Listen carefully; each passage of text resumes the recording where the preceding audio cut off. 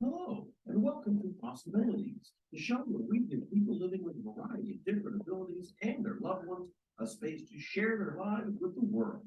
Thank you for joining us today, and here's your host, Danny Steeves. Thank you, Randy, welcome to another episode of Possibility. Today's episode is gonna be all about um advocating for our loved ones. I'm gonna be joined by um Jim McDermott, um a father of a young woman with a um, special needs. Um, Jim, Jim has his um, Jim has his um, thing that, Jim is involved in many different um projects in his area of BC, and surrounding area. He um is like I said, he's a father with a daughter with disabilities, and he's um he has um he actually ran for politics in his area of the uh, province of um, uh, Canada, and but he didn't win, but he tried. And from what I know of him, he's a really positive guy, and he really wants the best for everyone. He's also written a it is in the process, I believe, of writing a memoir of um, his journey. So we will discuss that on the show today, and lots more. He also wants to talk about Red Roof retreat, which is located on um Niagara on the Lake in Ontario. So later on in the episode, we're gonna be joined by Steffanie Bjorgan, the founder of Red Roof Retreat, and we're gonna be uh, Jim and Stephanie are gonna be talking all about what they do together. So sorry if the intro is a bit hectic, but the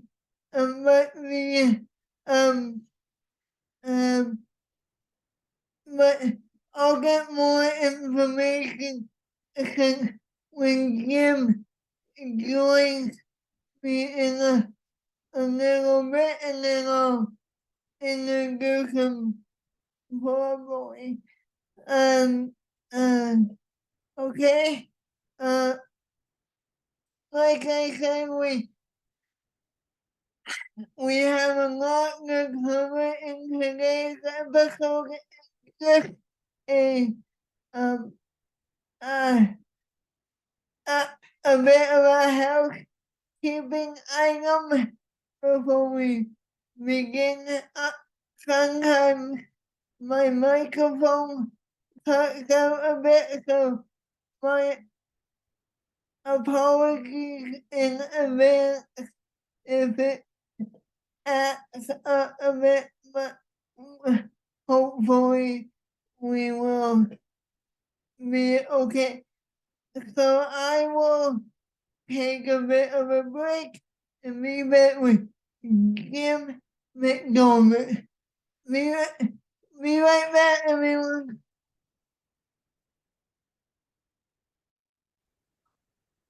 And welcome back to Possibilities.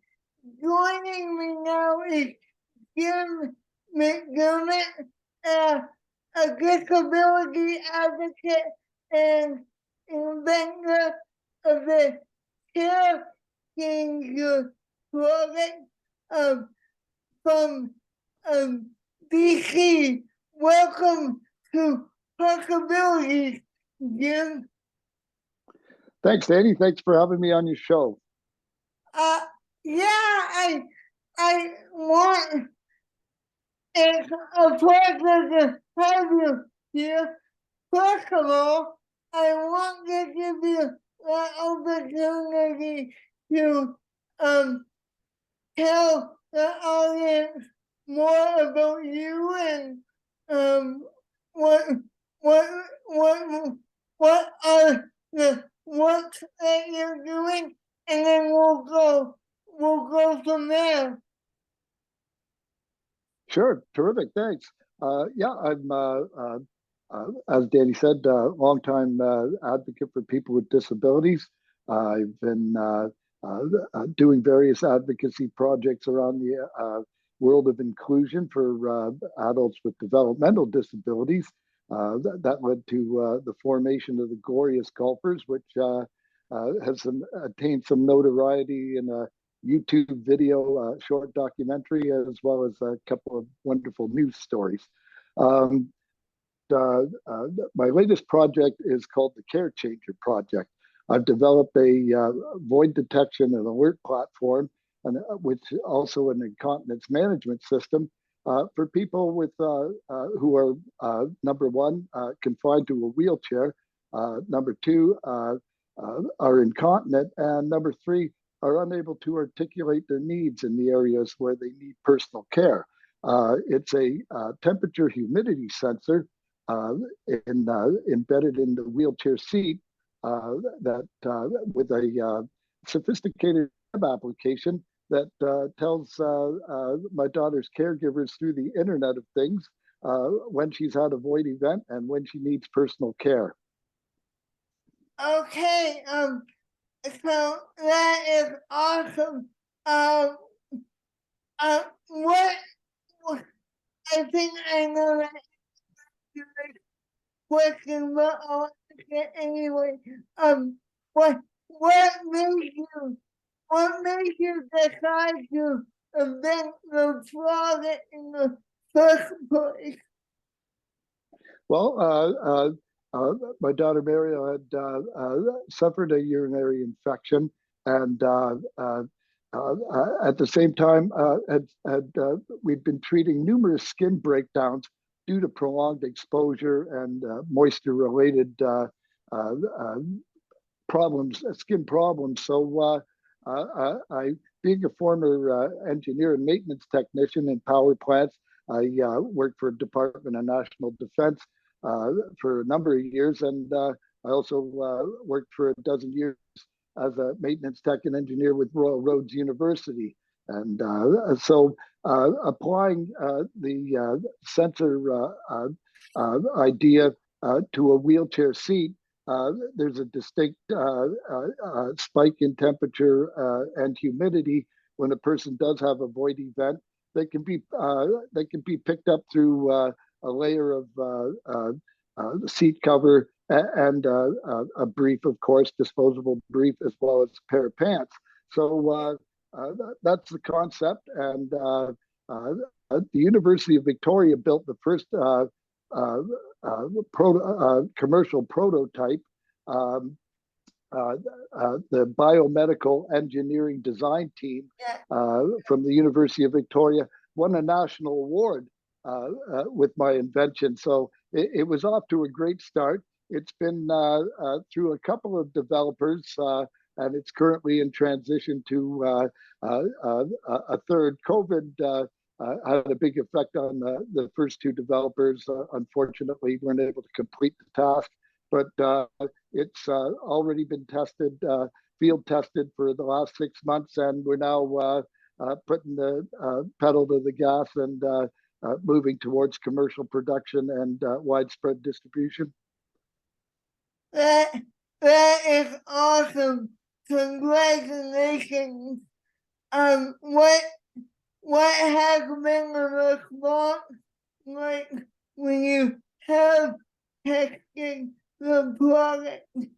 Yeah. The response has been great. I haven't met a healthcare professional, people that work in long-term care, all see the wisdom in this device and system, not just for timely personal care, but also for oversight. And everyone that's seen the neglect that's taken place in long-term care, particularly in the area of personal care, oversight is badly needed. So yeah, to that end, though, I'm really encouraged that I've had a chance to meet with some government officials and some people in government that support technological developments like mine. And the shift is on. If there's one thing that came out of COVID, Danny, it was the fact that reactionary crisis management has to end. We need to have proactive, ahead of the curve technologies like mine, dealing with problems before they become problems. Bang on. And yeah, I want to talk to you about that later on in the show. But first of all, I want to talk about your great initiative with the glorious golfers. Can you explain what kind of work you're doing with that group? I sure can, and it's a wonderful story. It started with my daughter Mariel and her best friend Steffanie Barber, who introduced me to a gentleman named Stephen McDonald. He was starting this group called the Victoria Disabled Golfers Association. Yeah. And so I said, well, I'm in. I was already teaching tennis and golf for Recreational Bay. And I asked my bosses there, I said, could I do a little volunteer work? And they said, absolutely, the course is yours. So it started off with Jamie and Ian, two adults with developmental disabilities, and then later joined by Steve Fowles, who has cerebral palsy, and Darren, who was brain injured in a hockey game. And the four of us have been playing golf together for 13 years. It's just been a wonderful relationship, but it was a wider group that this weekly game morphed from, as we used to have when we did have enough volunteers. It's kind of fallen by the wayside, but there's always a chance we could revive it again someday. But back in about 5 or 6 years ago, we used to have 3 tournaments a year. The first one for a group of about 30 or more adults with developmental disabilities would come. The first one to Henderson Park, where I taught golf, and Recreational Bay, of course, they were wonderful, and comp the golf for everybody. Then we went to Mount Doug Golf Course, which is an executive 9-hole course, for our big summer tournament. And NHL stars like Jamie Benn would come out and hit the ceremonial tee shot. It was just such a big event. Everybody felt like they were part of something like a real tournament, and it was just terrific. And then we had a third fall tournament up at the Ridge Course at Cordova Bay. That golf course has always been a wonderful spot for adults with developmental disabilities as well. So it's all about, so the documentary Glorious Golf that you can see on YouTube it's a story about inclusion, overcoming adversity and all that great stuff. But it's mostly about friendship and having fun with a great game.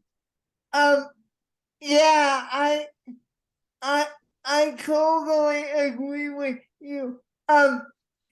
What, what is it about inclusion that you think, inclusion for everybody with disabilities? Why do you think that is so important? Oh, I think you have to measure a society by how it treats its most disadvantaged members. Yeah, And that's a big part of my life. It's not being volunteer work. Ages and ages ago, this is a weekly game. I happen to be blessed with playing a couple times a week at a private club called Uplands, yeah, and just a wonderful inclusive culture there that I wanted to bring to the rest of the world, really. yeah, To at least to the world of a few people that really look forward to this game. It's one of the highlights of their week, they tell me. yeah. Um, and and what has what has um what has the response been since you over the years since you started this initiative?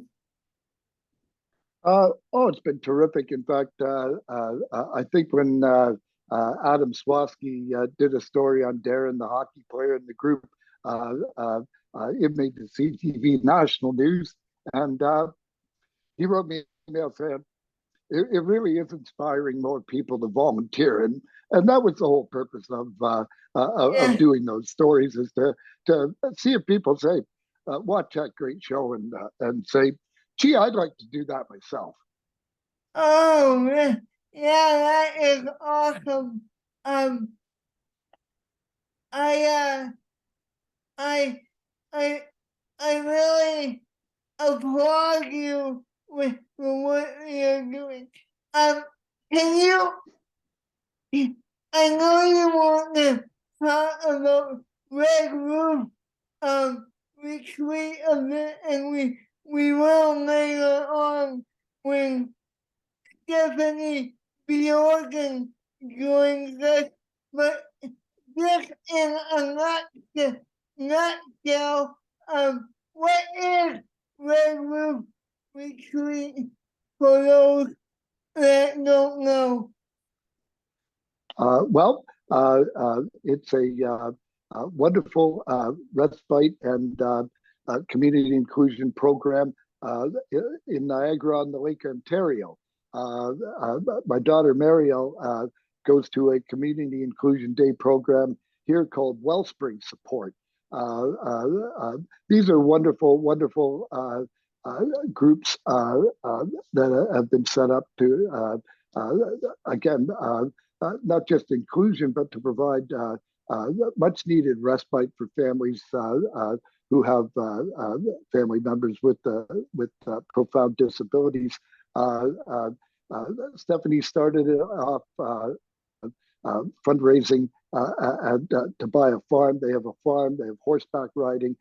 She would be better able to describe it when she joins us. But it really is a model for communities across the country, and also uh, uh, uh, a wonderful tribute to the people of Niagara on the Lake who have come out to really support this with fundraising. It's just it's almost 100% privately funded, and the community just rallies around. They have events that I wish I could. I wish I could copy and run out here for some of the fundraisers for local charities here in Victoria. Jim, I'll stop you right there. And um, Steffanie has joined us now, so we will take a bit of a break and then be right back with Steffanie Bjorgan. Be right back, everyone. welcome back to Possibilities. Joining us now is Steffanie Bjorgan, a the creator of Red Roof Retreat, and her son Garrett joining us as well. Whoop. So, Steffanie and Garrett. Hi, thanks for having us. So Steffanie, I wonder if you would start by telling us a little bit about Red Roof, and we will. Yep, I can tell you a little bit about Red Roof Retreat. You kind of cut out there, but that's the question that everybody starts is, why did I create Red Roof Retreat? Well, I think the answer is right beside me there. Life puts you on classes, all of us here know, that you never would expect to be on. And the only response, I think, is to make the best of it, right? Yeah. So I was a young teacher, and I had 3 boys and a middle son with born with cerebral palsy, much like Jim's daughter, Mariel. And one of the things I noticed was when I had my summers off, which all people say teachers are so lucky to have, mine was a lot of work, because while my other kids could go to camp or join things in the community, that was a real challenge for us, having Garrett join in places, especially living in a rural community. And so I started out doing summer camps, 2 weeks for kids with special needs on our own property, which we kind of converted into an accessible hobby farm. So we were near some pretty decent trails. We brought in some animals and built some habitats. And our first week, we had 10 families register their children, not only their children with special needs, but also their siblings. And so we thought that was a huge success. We ran for 2 weeks. So, you know, fast forward 23 years later. Wow. And, you know, yep, that's still weird for me to say, Danny, 23 years. I feel like I just started it. So, you know, a lot of the kids that we first met, like my own kid, they grew up, and Red Roof has sort of grown along with them. We've added things. We're no longer just children, we're children and young adults. And we're not just summer camp. Our summer camp is now anywhere between 5 and 6 weeks, with, you know, 20 something people participating. But we now have adult, yeah, it's crazy. But we now have adult day programs, lots of recreation programs on the weekends or in evenings during the week. And of course, our most important programs are our weekend respite programs, where children or young adults come and spend a weekend with us. Their caregivers get a break, but most importantly, the ones that are spending the weekend with us have a lot of fun doing activities at our facilities or out in the community. So that's... Yeah, that sounds awesome. And Jim, how did you get involved with Red Roof? Well, my wife Maureen is from Niagara-on-the-Lake, and we were introduced to the Bjorgans, having children with similar needs and challenges years and years ago, and it was an instant friendship that's been a close relationship. Instead of the thousands of miles, Steffanie often wanders out to the West Coast to go walk in the Carmana Valley when it's her respite turn, so we're happy to have her.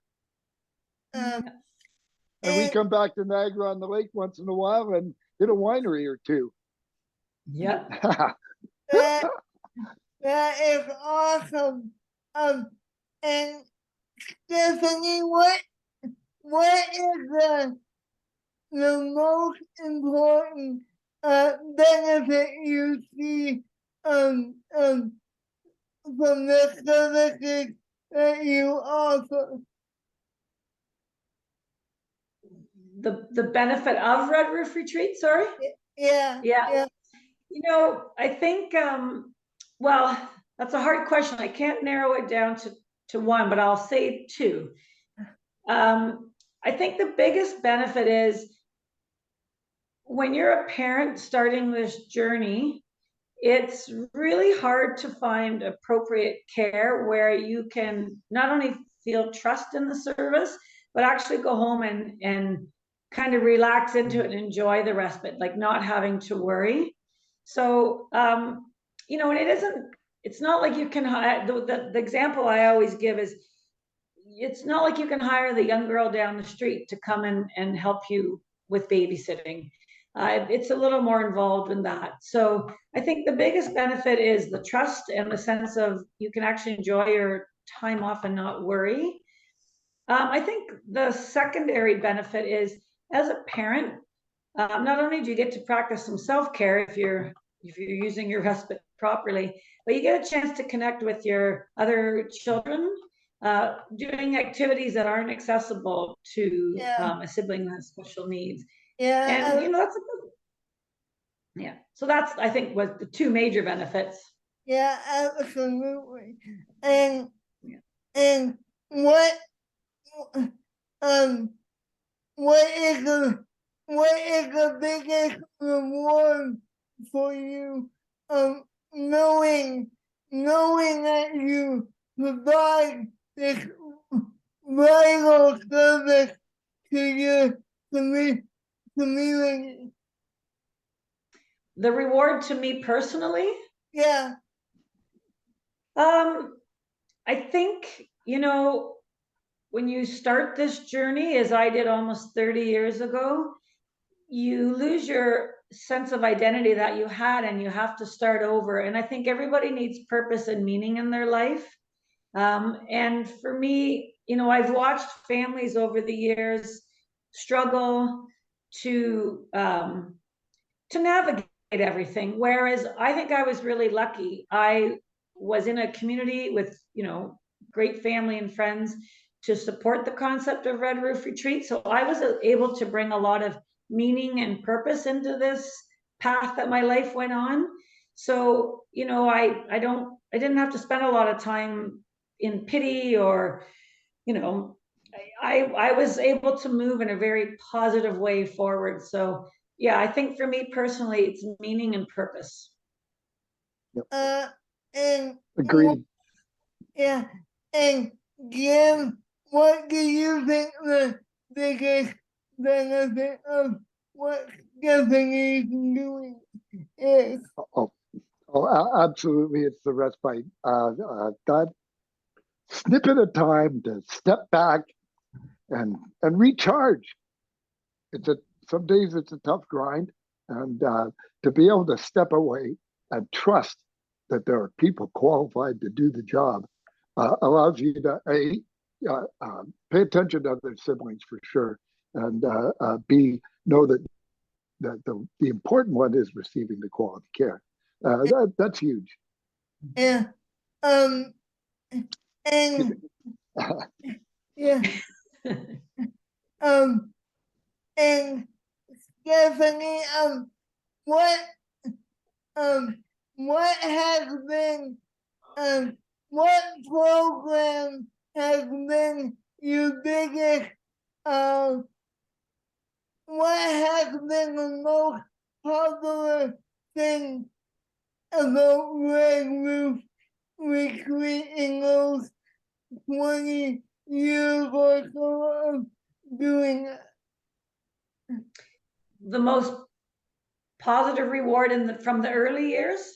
What has been your most popular thing about doing Red Roof Retreat?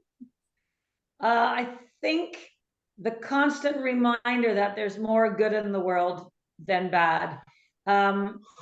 Every single phase of growth that we've taken on, there's always some doubt whether, you know, can we do this? Is this feasible? Will it be successful?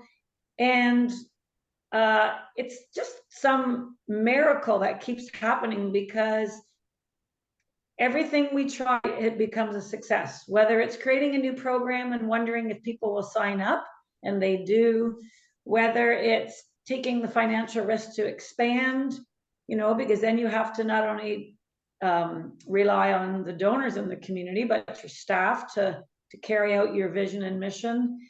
So I think it's just realizing how much good there is in the world, and that when you have a concept that is all based on good and helping people, good people follow along. And it's almost like a Pied Piper scenario. And, we've been so lucky, like, even just this past Christmas, we know we're coming out of a pandemic. We know that everybody's belts got a little bit tighter. And yet all the costs kept going up. And, we did our usual Christmas fundraiser, which is just, 6 weeks of online giving. And we really wondered if we'd reach our goal, but we not only reached it, but we surpassed it. And that just tells me that we're doing something good, and the reward is good people come and support you.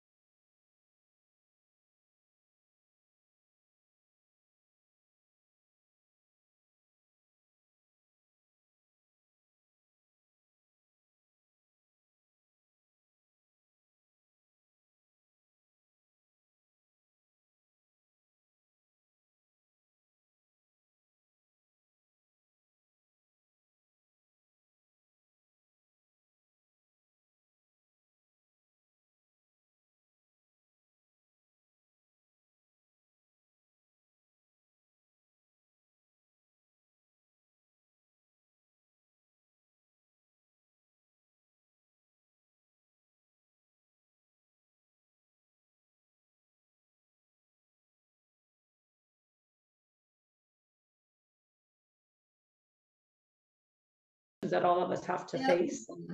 Um, when, when you say unique situation, what do you mean by that?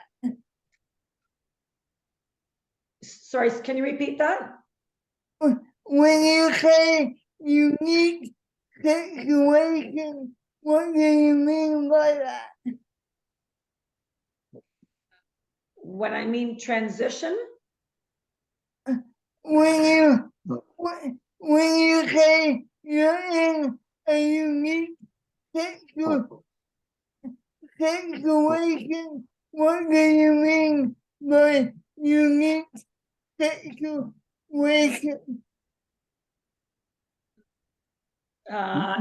Unique situation. I think sorry, thank you. said, yeah. Yeah, so Garrett is in a supported independent living scenario where I, out of my own private funds, pay for him to rent space at a Right, home. yeah, And then we sort of piecemeal our funding from, in Ontario, we call it passport funding, yeah, with our PSWs and nurses. And then there's a whole, you piece all that together.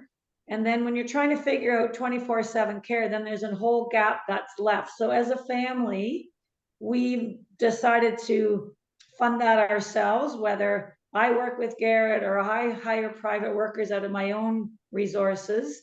So, you know, just to sort of give people some perspective, my husband and I have chosen that any extra dollars that we have goes to providing care for him.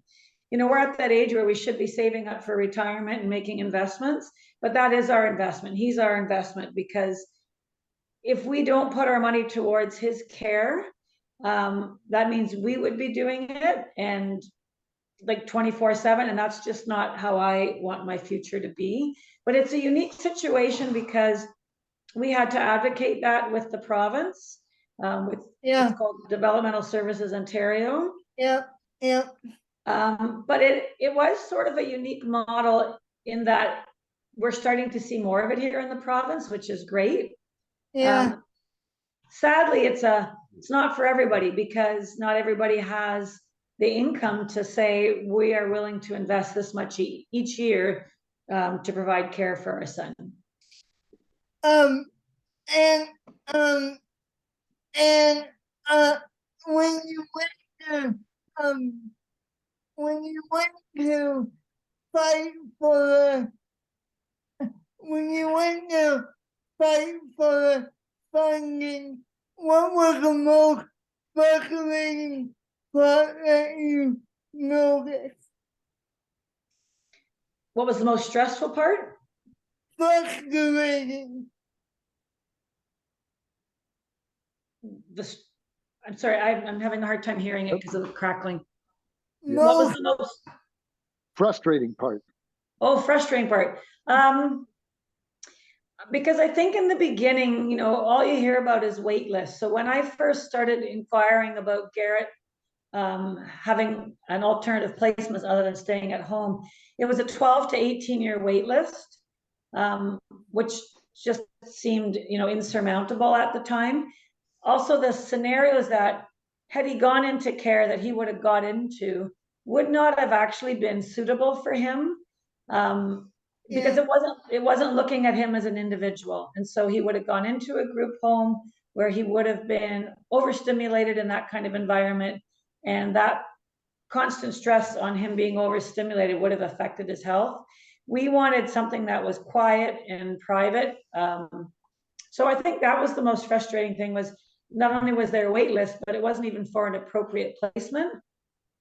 And then when I would go back to the DSO and say, well, I have an alternative model and it's not only more fiscally efficient than the one you're currently using, it actually suits the individual needs. You know, there was a lot of head scratching, and because sometimes you can't deny when the truth is right in front of you. And really, to get the action that we needed, we had to do a lot of passive aggressive messaging, things like, well, maybe we'll take this story to the media, or, you know, maybe we'll go into a crisis mode, which is actually what ended up happening. And until we hit that crisis mode, they didn't really put the energy into helping us with the solution. So, and what, and Jim, I'll bring you in a bit here, but I just have one more question for Steffanie. Why don't, Steffanie, why don't you think they were willing to put in the effort to help you? why do I think they didn't want to help in our situation? Yeah. I think it just cost too much. And I use this term a lot, where I feel that the province banks on families. They bank on us to continue taking care of our children because it's an emotional process. And by banking on us to do that, they save money. But every once in a while, you got to push that envelope and just keep pushing through until you get what you need and get what you want. Yeah. And Jim, I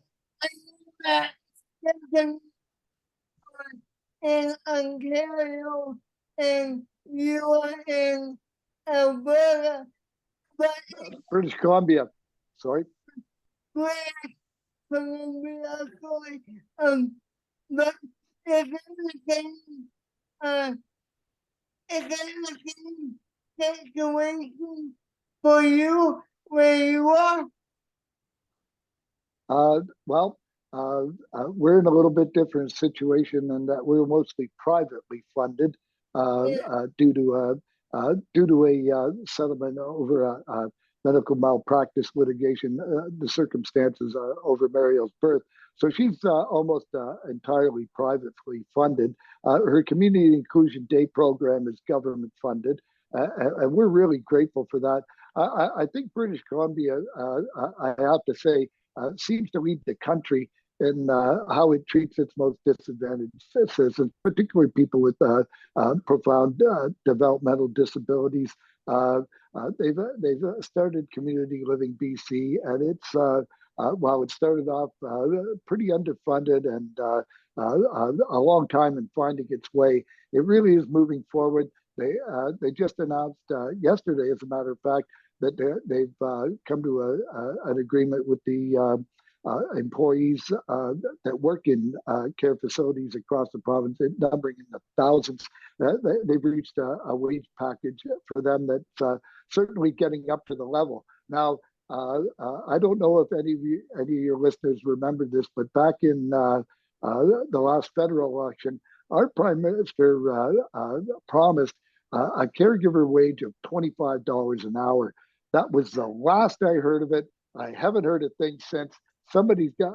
I'm hoping Mr. Singh will call him on the carpet over that, because we've been working hard towards getting it to that $25 an hour wage, just so we can attract caregivers to work in our home. Over Mariel's lifetime, we've had 53 different people come in and help us with her care. And most have been just absolutely amazing. A lot of nursing students, a lot of career care workers as well have added to our life and added to Mariel's enjoyment of life and her empowerment as a person with a disability. So it's just been wonderful in that respect. And we really do feel lucky here in BC that we have a government that has those extra support. Yeah.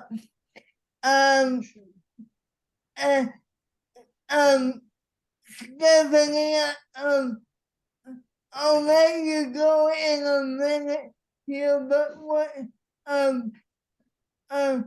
before we go, how would, two questions for you, how do people get in touch with you? First of all, is there interested in hearing more about Red Roof? Well, we've got our website, and of course, we've got most social media streams.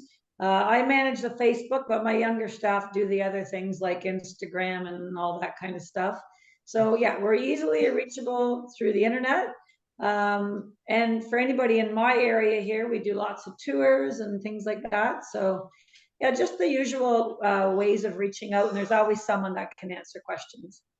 In Um, fact, Claire Ellsworth is the name on your screen, actually, not Oh. Steffanie Bjorgan. So if you want to get a hold of Claire, That's so yeah, funny. she's right. Yeah, I just noticed it a few minutes ago. Yeah, that's my fundraiser, so I'm not sure why her name's up there, but hey, she's younger than me. I wouldn't mind being her. and Stephanie, last question to you, what would be your final message to anyone listening with a child with a disability? I would say that my most important message is to learn to ask for help. It's one of those things that when we're younger, we feel like that asking for help is a sign of weakness or vulnerability, but it's not. It's a sign of acknowledging. And when you ask for help, you just, so many good things will come to you. I just actually wrote a letter in our paper saying that I have spent the last 30 years asking for help and saying thank you. And that's actually been the biggest blessing in life, because you ask for help and your answer will get called upon, which is great. So, Yeah. and speaking of help, if I could just put one more plug in, I really love what Jim's doing, because we all figure out a way to help people with special needs in our own way. And when I think about the future, not only do I want to keep my son in this kind of environment, but I love things like Care Changer, because it'll leave me with the confidence to know that it's just another level of care that's going to be taken into consideration, that staff will be accountable for. And, as Garrett will reap those benefits. So, you're a supporter of Care Changer, and just any. I am a big supporter of Care Changer. She's on the advisory board, actually. Yeah. So if any of your listeners know of some investors, Jim's the guy to talk to. Thank you, Stephen, for joining us today. And my next to hear more about you.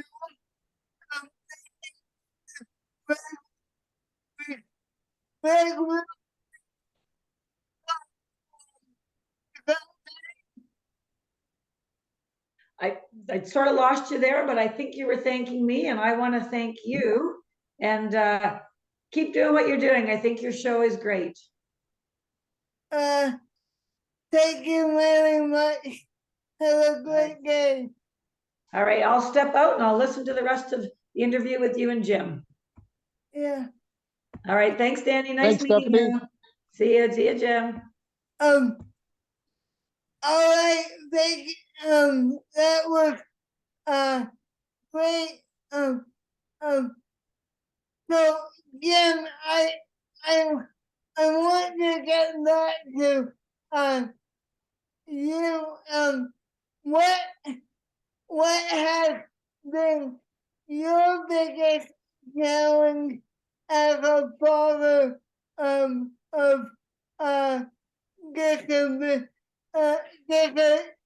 disabled individuals? That's gee, the challenges I think are mostly around care, logistical supports. Dealing with government agencies are often a challenge. We've had some issues with the temporary foreign worker program and Service Canada. they really need to clean up and get their act together. I know they're inundated with people from Afghanistan and people from Ukraine. And these people, I'm hoping that many of them can be trained to provide service in the care industry, particularly the ones that come here with some sort of nursing or teaching background, some sort of nurturing ability in their lives. Could go a long way to filling the gaps because long-term care is short-staffed, as everybody knows it. So I would say providing, attracting caregivers, and it's a continuous struggle. There are issues. You pointed out travel is one of them, and I think we're going to talk about that soon. The logistics of moving someone around, particularly by air, has its inherent challenges. So there's lots of obstacles, but those ones can be engineered. It's attitude of some people, particularly in government.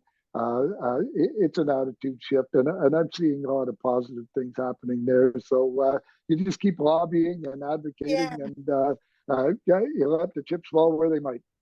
Yeah. Speaking of that, you actually ran for if I remember right, you actually ran for politics in your area a few years ago. Can you tell us more about that? Oh yeah, that was my one and only foray into the world of politics. It was an interesting experience and one I'm certain to write about. Yeah, it was. I ran as a candidate, as an advocate for people with disabilities, but also ran as a proponent of proportional representation and changing our voting system. I think that first past the post, while it served us well, really hasn't been an effective method for picking since World War II. There have been other countries that have been changed, Ireland, Italy, a few others that have successfully moved to a more proportional representation model.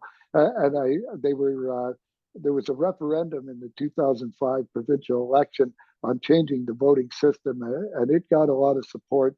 Unfortunately, it's not in the best interest of sitting governments, especially a 2- and 3-party system, to open it up to proportional representation. So it didn't succeed, and I think it was in a roundabout way torpedoed a little by the government and opposition of the day. But people had the chance to make a vote on it, and I wish they had to put forward a better model, because I think it was confusing, and people aren't going to vote for what they don't understand. So if a more easier to understand model for proportional representation came along, I'm sure the voters would support it, and I think it would enhance democracy. We've seen a steady decline in voter participation over the past couple of decades, and I think the only way to turn that around is to change the way we select our political leadership and our governance. What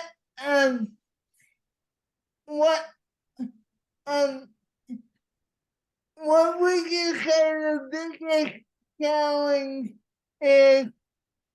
Not that I want to spend a lot of time on this, but what would you say the biggest challenge is to our government when it comes to people with disabilities? Well, recognizing the individual rights of people with disabilities, as you well know, there's probably not too big a sector that gets their rights stepped on as many times as people with disabilities. And I think it's not just government. I think it's the business community, everything from airlines to the big banks to telecommunications giants. those are the three on that would be on my hit list. Who I'd rather I would welcome the opportunity to speak to any one of those people and debate them on the rights of people with disabilities, because I think they need a little bit of an education sometimes, and I'd be happy to provide them with that. Um, out, out, out of those three you mentioned, what is the biggest one that you think we need to educate people on? Oh, well, it's a pick 'em. That's why I sent you that little questionnaire. Well, let's talk about the ones you responded to. I think the educational system, again, it varies from province to province. Yeah. You didn't have a positive. You would elaborate that you didn't have quite the positive No. school experience, and that's unfortunate. I'm kind of saddened to hear that, because my daughter Mariel attended a school called Victor Street School here in Victoria. One of the few like it in Canada. I think there's a school called the Beverly School in Toronto that was similar. Its entire school body is children with multiple challenges. And some people called that segregation. I called it inclusion, in the respect that she had access to resources, physiotherapy, Yeah. vision therapy, all Yeah. all kinds of services in a hub, and where she was with peers that faced the same challenges as her, and it was staffed by a remarkable team of from teacher, principal, the EAs. The school district 61 here in Victoria did a remarkable Yeah. job, and the school's still in existence today, although it needs a little bit of a boost lately. It's been a wonderful.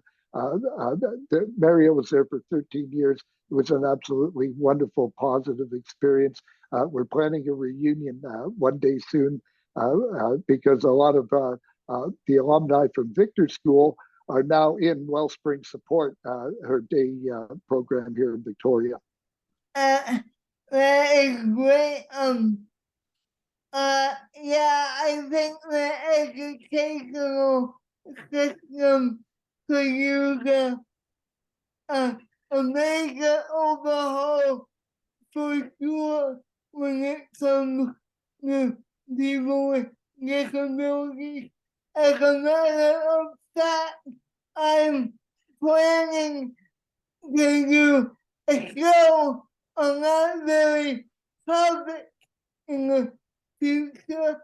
Um, um, uh, so um, I applaud you on your willingness to help people in the educational system and beyond. So good, good on you. Um, um, what? Okay.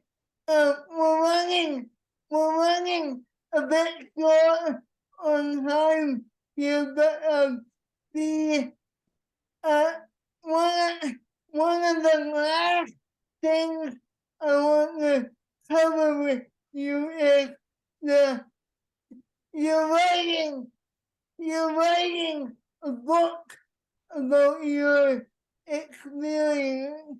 Are you? Can you share a bit more about that? Yeah, I'm currently writing a memoir. Well, in order to push my invention, Care Changer, which is the final chapter in my story, I'm writing a memoir of the 25-year inspirational ride my daughter's taken me on.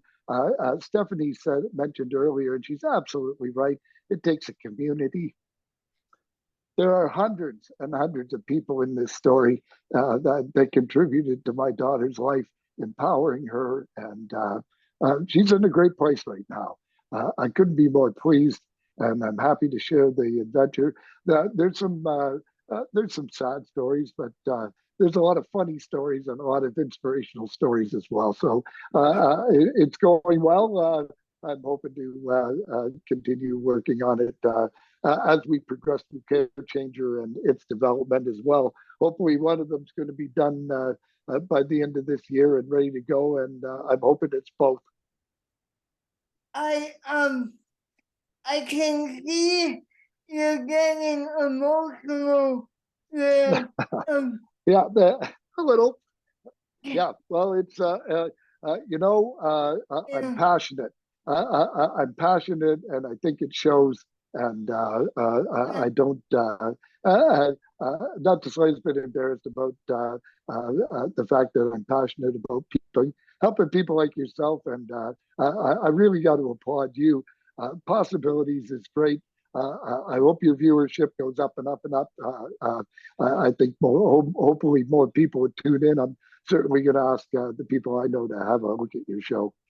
Can you share with us why you're so emotional, or can you elaborate or if you want to?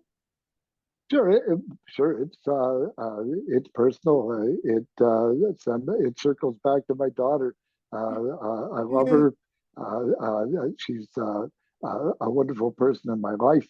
What happened to her, you know, happens to all kinds of people.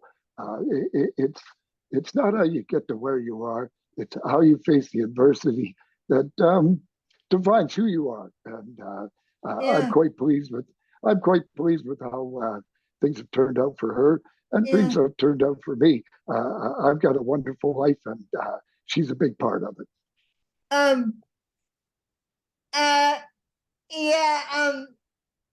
And so are the glorious golfers and everybody else in my circle. Yeah. I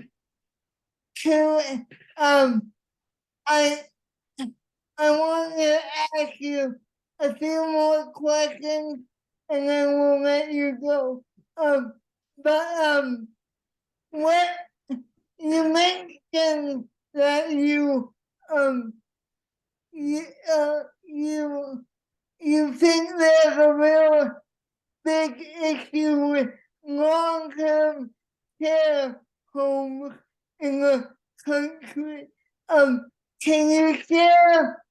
I think I know one of the bills that you are talking about, but can you share a bit more about why you believe that the long-term care homes are in trouble?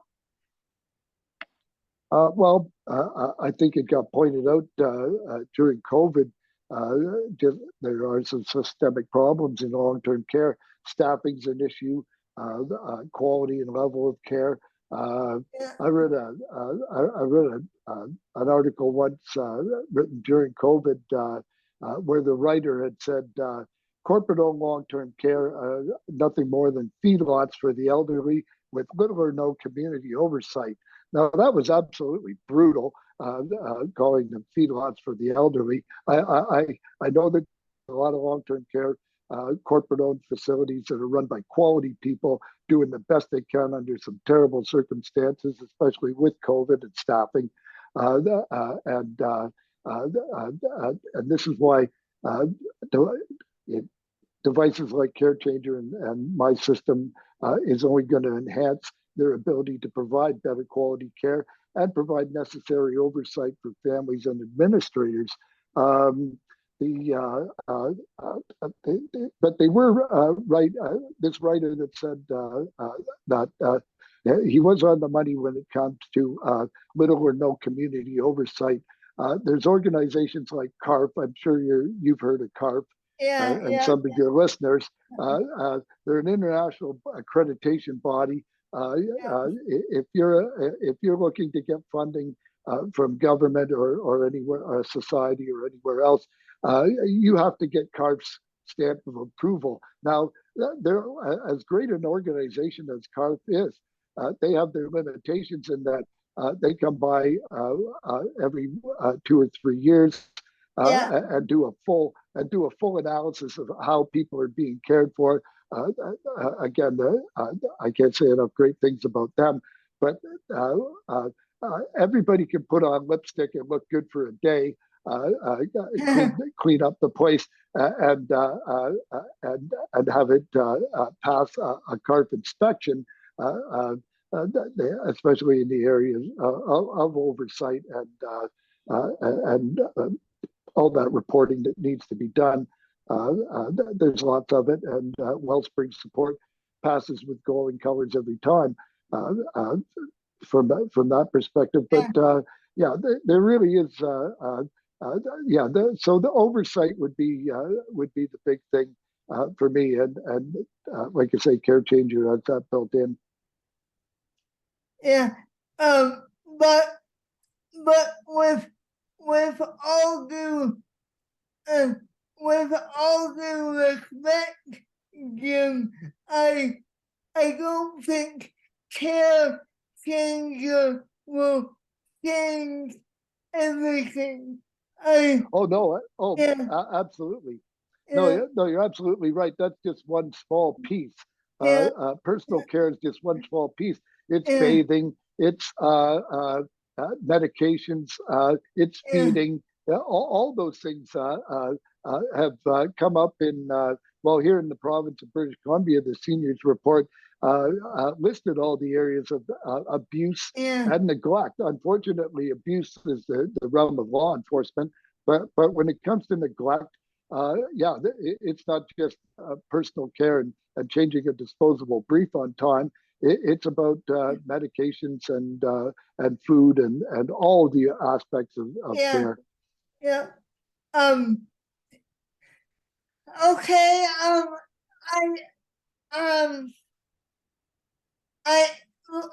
This is the point of the show where I ask my guests if they have any questions for me. So, what is your question for me, Jim?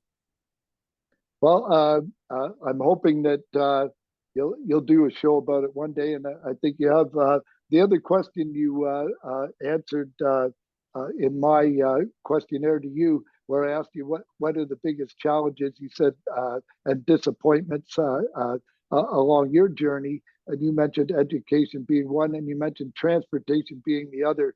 I'd like your thoughts on. I thought your thoughts on air travel and organizations like All Wheels Up and what they're doing to provide better accommodation for people that that have mobility issues. Yeah, you open a big can of worms again. But I am more than willing to share my experience with you. And maybe we can talk a bit off camera as well. After I end the show, but I'll just give you a brief description now, since we on about to end the show. But I think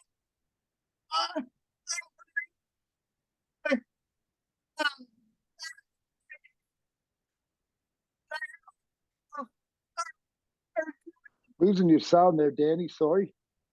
I think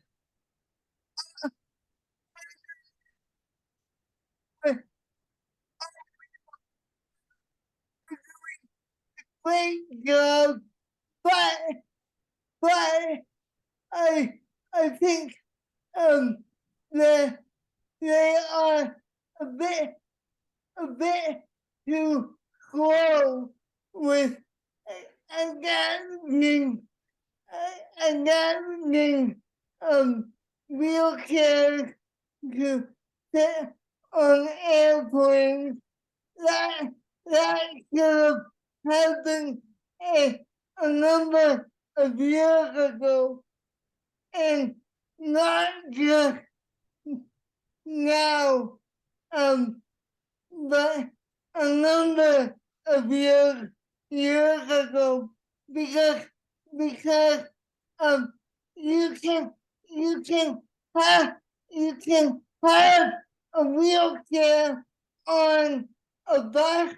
You can have wheelchairs on um on vans. You can have wheelchairs on trains. For gonna take um um, but you cannot have re- um wheelchairs on on air, airplanes. Is there is there something wrong with that picture? I I think so. So I think what what Michelle Evans is doing is great, but I think he's moving a bit too slow for my liking. And I agree, and it comes down to the airline industry. They're getting beat up pretty good just by screwing over their regular passengers.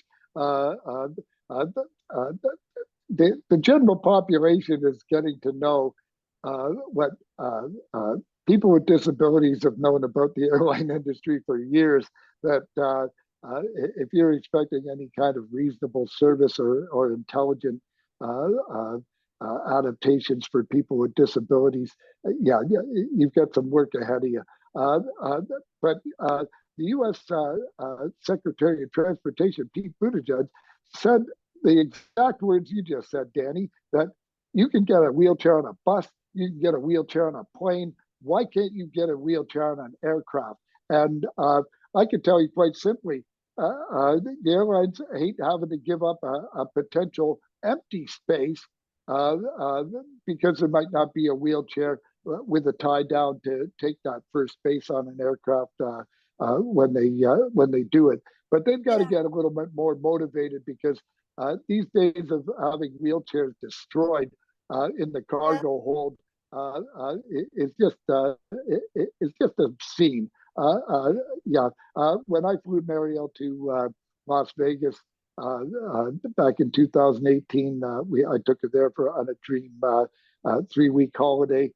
She had a wonderful time, but there's absolutely no way I put her number one chair on an airplane. I put her backup chair on the aircraft and drove in her van with all her supplies. It took my daughter and a caregiver 24 hours to drive it down to Las Vegas, so her number one wheelchair would be waiting for her when she arrived, just in case something happened to her backup chair on the in the cargo hold. Not everybody's got the ability to do that kind of logistics, and that's why the airplanes have got to start putting the wheelchairs on the planes and tying them down.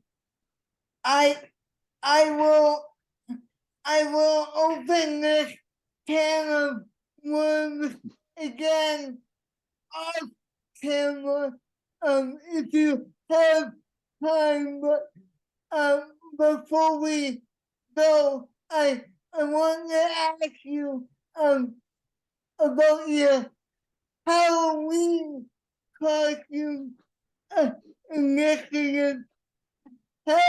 How did that come about? And yeah. Well, that started.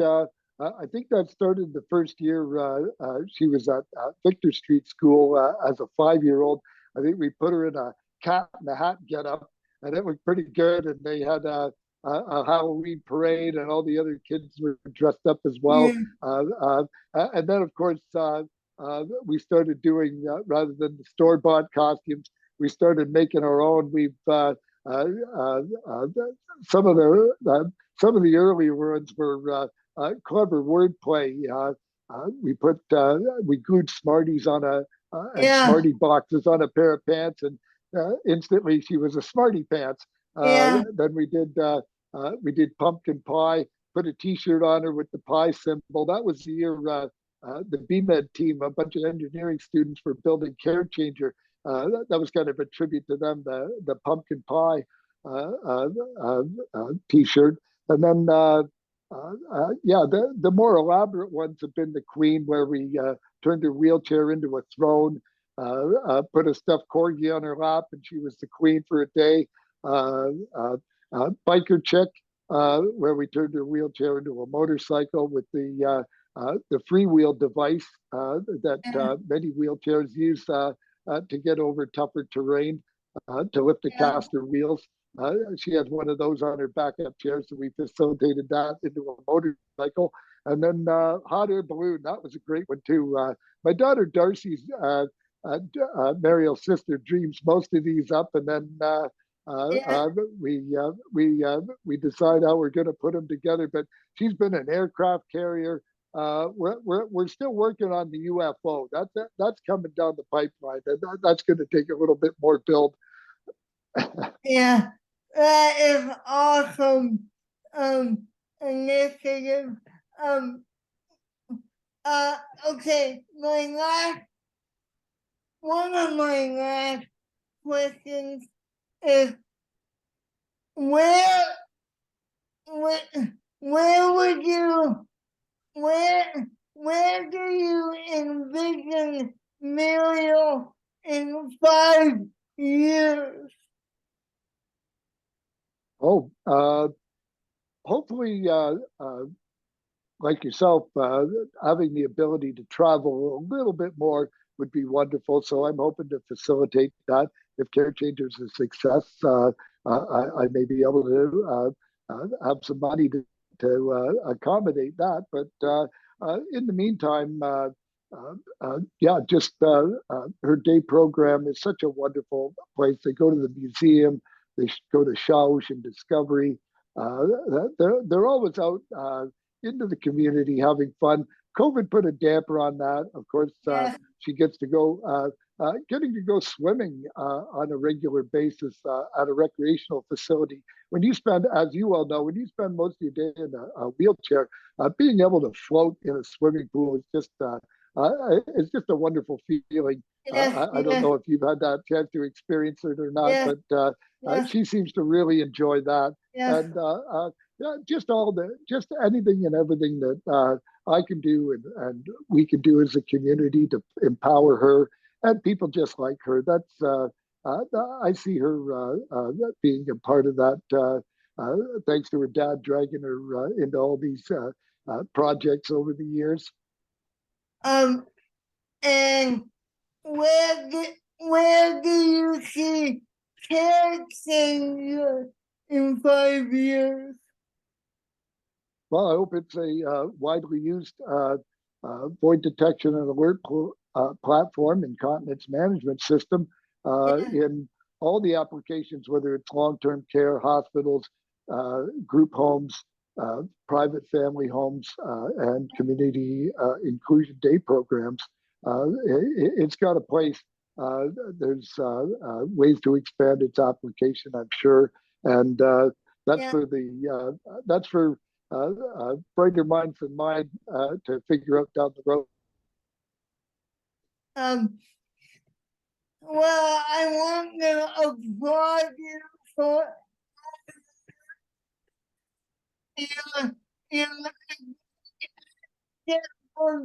people with disabilities. So keep up the good work, and what would be your final message to anyone watching today? Sorry, I missed that. What would be your final message for people watching this today? Wanting to, I'm sorry, wanting to what? What would be your final message for people today? People caring Uh, or people what, in care? what Sorry. would be, what would be your final message? What would be my don't be a bystander. Get involved. There's so many things you could do, whether it's volunteering at a senior home, uh, uh, uh, uh, giving people rides that need cancer treatment somewhere. There's just a plethora of volunteer work out there where you can make an impact and improve the lives of others. Helping out in the food bank, anything and anywhere where your skill set you think you can enrich the lives of others. Yeah, don't be a bystander. Get out there and do it. Great, great message, Jim. Thank you. All right. Thank you very much for joining us today on Possibilities. Oh, yeah, you're quite welcome, Danny, and any pleasure to come back anytime you'd want me on the show. I think possibility is just a wonderful concept, and wish you all the best. Thank you, Jim. Take care. Okay, bye-bye. And we'll be right back with more Possibilities after this. And welcome back once again to Possibilities. Wasn't that a great interview with Jim McDermott? He has got a positive, uh, uh, uh, a positive outlook on and he has a bright future ahead of him and his daughter Mariel. So I really enjoy talking to him, and I enjoy talking to Steffanie Bjorgan as well. What a great initiative he has with Ruth as well. But for right now, if you want to get in touch with me here at Possibilities, my email is possibilitiesshow@gmail.com, and I look forward to hearing from you with any comments or questions you may have. So again, my email address is possibilitiesshow@gmail.com.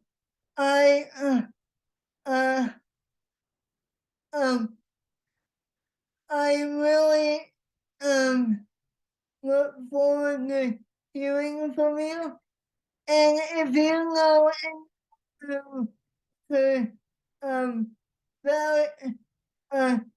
gain some insight from this conversation, please do share it with them. But for right now, my keep the death out of disability. And for myself and Mark Weiler, see you next time, and good night and goodbye, everyone.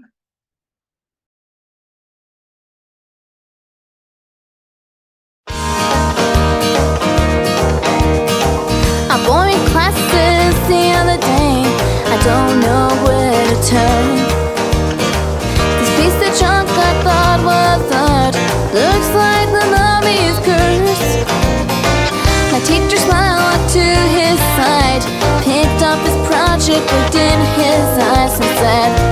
what you get.